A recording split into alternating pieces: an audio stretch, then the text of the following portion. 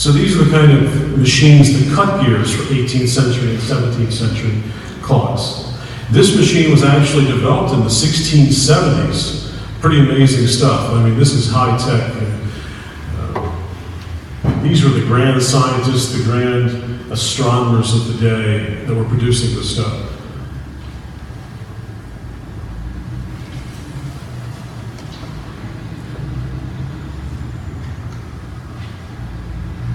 So when the research is put down, essentially these horological supply ships, you can see it's coming from the painted dials from Osborne. At one time in the 18th century, they had 300, late 18th century, 300 women painting in a row. You know, one would paint number ones, and somebody would pull that from her. Next would paint a number two, right down the line. So it was quite the cottage industry that started. We had a bell maker and we had components, but Liverpool was the capital of clockmaking of the world, and it'll never be surpassed. All these mechanisms from the 1690s up until 1875 in this country and the colonies were all made in Liverpool.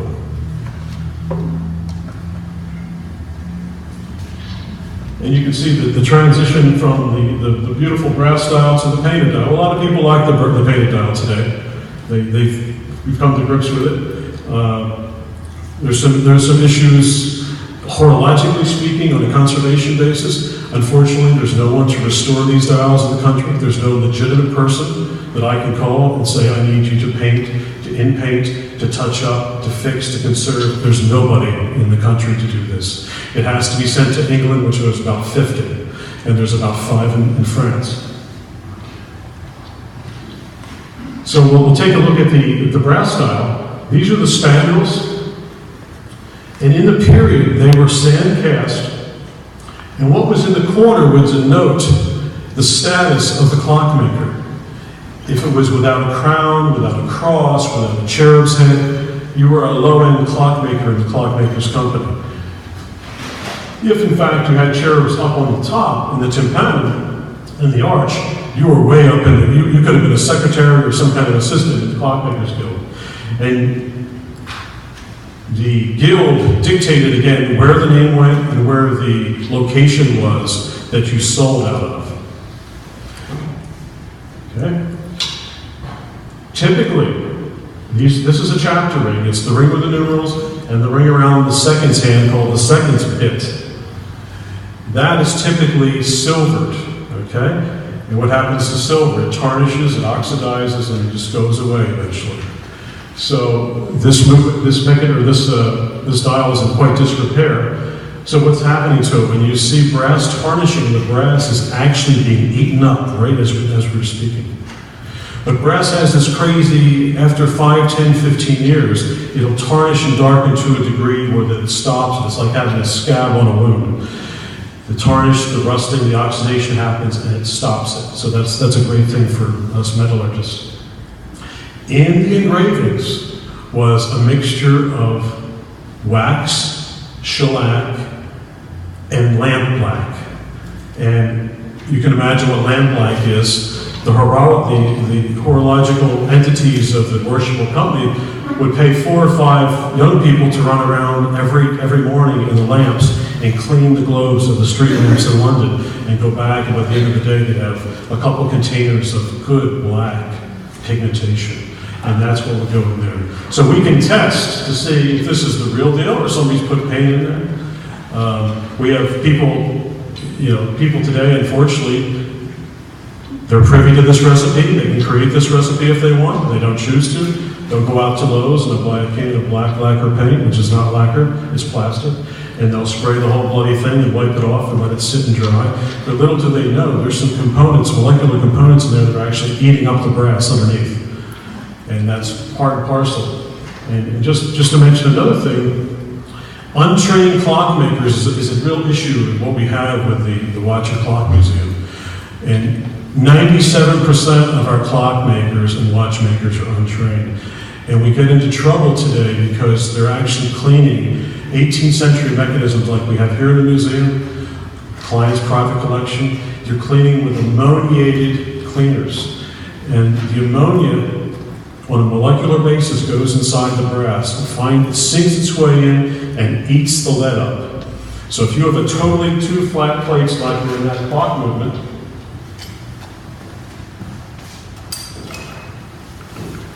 so these guys are flat. When you start putting this from the 18th century in ammoniated cleaner, it's like pulling a house of cards, and you're pulling the lead molecules out. These plates will never be flat again. But yet it continues on. And then when this comes across the bench, those plates, when that movement is disassembled, have to be peened flat.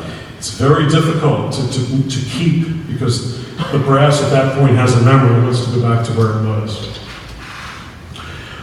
Just a quick mention about the dial on the left. That's a painted dial, obviously, not in England. Very high quality. And you'll recognize Arabic and Roman numerals. We've had different times, as we said, clocks followed fashion, furniture fashion. So did the numerals on the dial. To get the latest widget, the latest today, we have cars with headlights with little strips of light, like we should buy a car for that. So they put different numerals and different configurations to try and sell because horology was waning in its interest. And they were trying at this point everything they could do to hang on.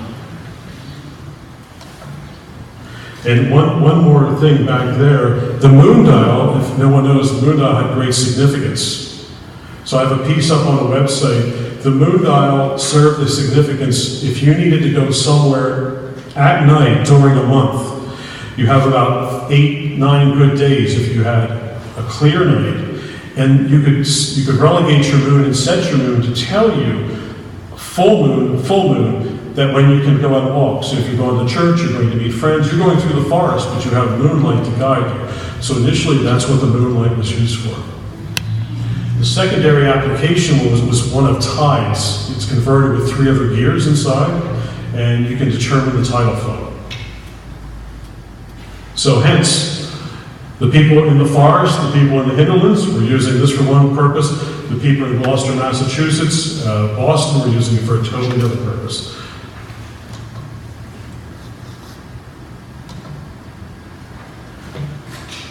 So we have this is at one of my studios, so we have a clock case sitting here.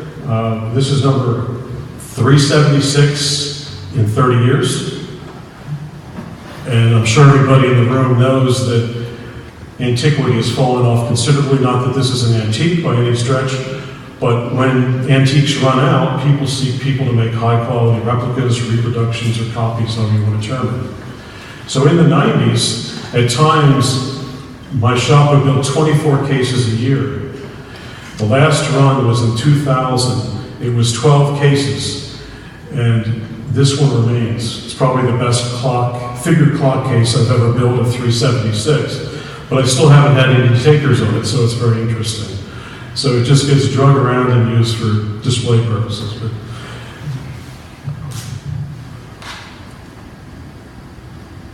And not finished the way I. So we'll go back to the text here for a bit and then come back and talk about how this guy is put together. And it doesn't matter if it's my clock, if it's Daniel Ryan in Reading, if it's Thomas Tompion, the father of time of England. He is known as God in England. He was the cabinet maker, the clock maker to the king for many kings. The term clockmaker is denoted the one who makes the mechanism, not the case. Each tall case clocks incorporates multiple trades to complete each finished product. For example, the movement maker, the bell forger, the brass and steel supplier, the dial maker, whether it be painted or brass, and then subsets of that dial, caster, spandrels, hand maker, engraver, painter, case maker, case ornamentator, the one carving finials, feet, marketer, if they're doing marquetry, inlayer, all specialty trades. And in Philadelphia, on Wood and South Street in the 18th century, you would have had all these minuscule buildings, probably 15, 20 feet wide, 60, 100 feet deep, and it was all in a clock trade area. And you literally would just go and put it on a cart or carry from one building to the next. Say, hey, the movement's done, Joe, I need hands now. What kind of hands do you have? But I want to go back and add something. What happened after that London fire, there was such a long rebuilding time. Clocks were sold in a different realm. Clocks began to be sold by interior designers, okay? Not by people going downtown through Reading and finding some guy in the window on a lathe. So interior designers and department stores. So we had stores, or London had stores in major metropolitan areas. And Philadelphia by the 1740s had stores to sell it. So John Wanamaker would have put John Wanamaker on the tall clock and said he made the clock. And this is notorious. So it's getting toward the end of the lecture. We'll go over that briefly. But what I'm trying to get at, after 1700, unless you know lineage or you have diaries or really acute descriptions, nobody knows who made the clock. And what do you mean, who made the clock? Who made the clock case, the mechanism, the hands, the dial? It's a collaboration, it's a marriage. The whole thing is a marriage, okay? In Liverpool, England, in 1710, a cottage industry emerged, producing components to produce just the mechanism. And I don't know how many people have been to Liverpool, but when you go to Liverpool, I was there 10 years ago, and I would say 90% of all the houses that remain in Liverpool from the 18th century all had that slant roof, and they all had glass in the ceiling, or in the roof rather, and they were producing, since the 1690s, producing watch and clock components. The whole city turned over to production, the first true cottage industry in the history of the world on a level that we've never seen. And there's not a lot left in Liverpool. It's a degraded city today. There's the Prescott Museum, if anybody goes. You'll see some great, great local watches and clock cases. So between the Beatles and clocks, Liverpool has quite the storied history, but it is on its way back. And it's important, so it should be noted. In too many parts of the time, London gets all the hype of making these high-level clocks. Not so.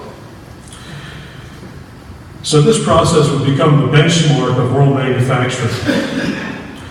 And we talked about every month from 1710 onward, horological supply ship would end up in the seacoast cities. Whole movements, painted brass dials, movement kits or movement parts still on their casting screws could be purchased.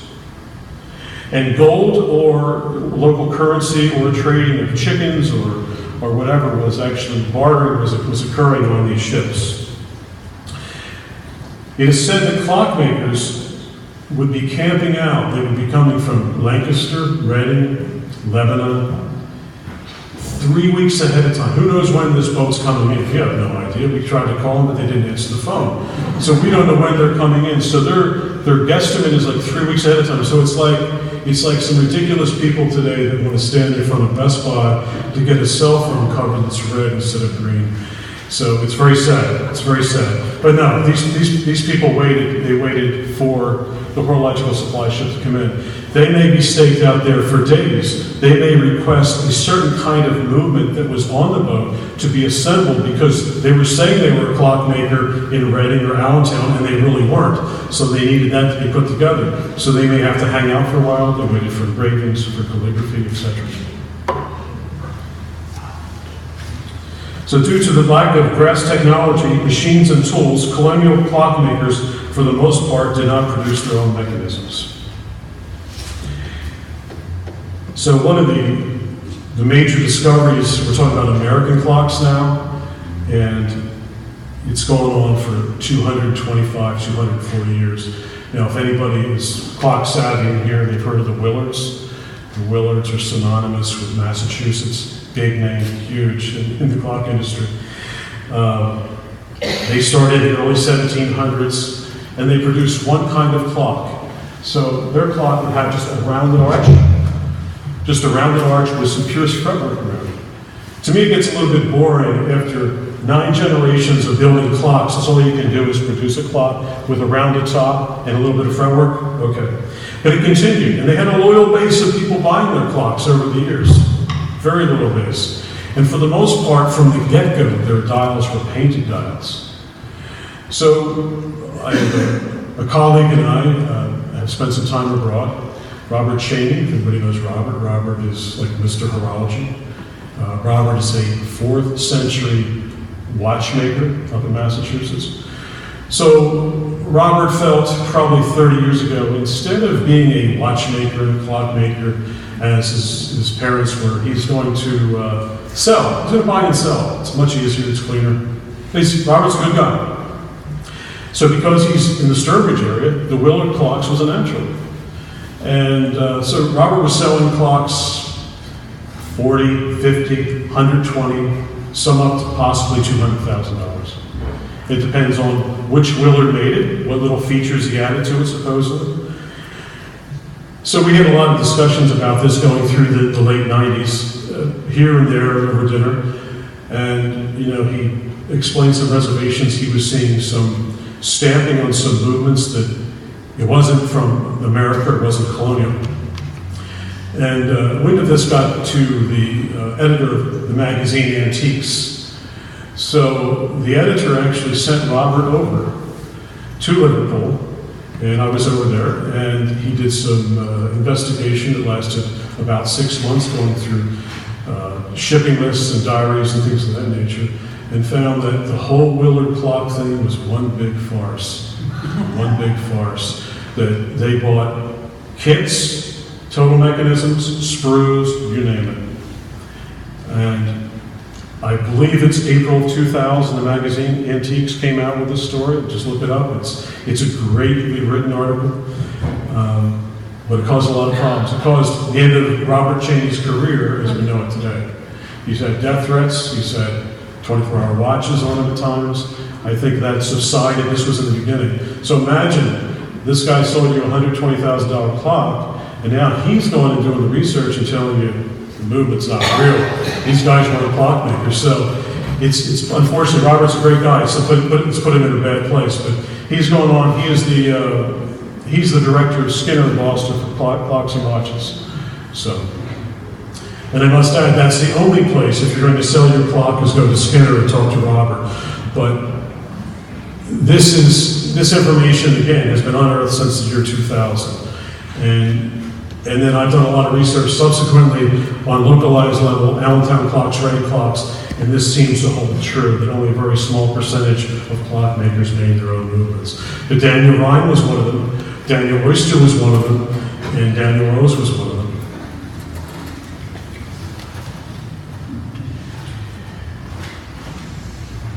The English system of apprenticeships was 7 years, whether it be for case making, finishing, sculpting, marquetry, as is the French. Traditional European system of art or science. And that still exists today. When I was over at the Louvre, I was at the École Beau, which is the oldest trade school in the world, going back to 1740. So in 1740, the French figured out that the furniture that they made in 1640 was falling apart, and they needed to put a good program of restoration to it. So the French were on the forefront of restoring furniture and artifacts and historical mechanisms. But over there, even today, you're either going to choose to do college, you're going to go through the traditional high school system, or you're going to be an apprentice in the trade system. And when I was over there, it was crazy because I was there for 3 years, and I was with 7th and 8th graders, depending on how my classes fell, to learn how they learned what I do, whether it was metallurgy, whether it was marquetry, whether it was upholstery. So from the ground up to understand how to do it properly. And that does still exist today, but there's no horological training. We have closed back in 2010, we voted to close the horological school, how tiny it may have been at the NAWCC. We cannot get any students. We need 10 students to run to pay the health care of the teachers. We were getting about 3 to 4 students in the clock and 3 to 4 students in the watch program. So in 2010, we terminated that. Be as it may, it's more of a survey course, even though it lasts 1 year. To be a real clock and watchmaker, you need to put in either time at the bench or a good 7-year apprenticeship somewhere. But back in the 18th century, the English, the guild, worshipful guild, set an apprenticeship program of 7 years. And they would turn out top-notch clockmakers that could either work for royalty, aristocratic families, the king, whoever, right out of the door, which is very impressive. Here, unfortunately, such as in Rose and Oyster Shop, they had 5 to 6 apprentices all the time. But they were pretty shrewd. What they did, they would say, okay, Johnny, you're going to learn how to do gear number 1 on the time side. So that's all Johnny does for 7 years. He's pretty darn good at doing gear number 1. But when he was released from his apprenticeship, only from what he saw, he didn't know how to build a clock. And it was good for Rose, it was good for Oyster, good for Rod. So it was a way of controlling your competition because there were thousands of people buying clocks at that time. So it's very interesting to look at it.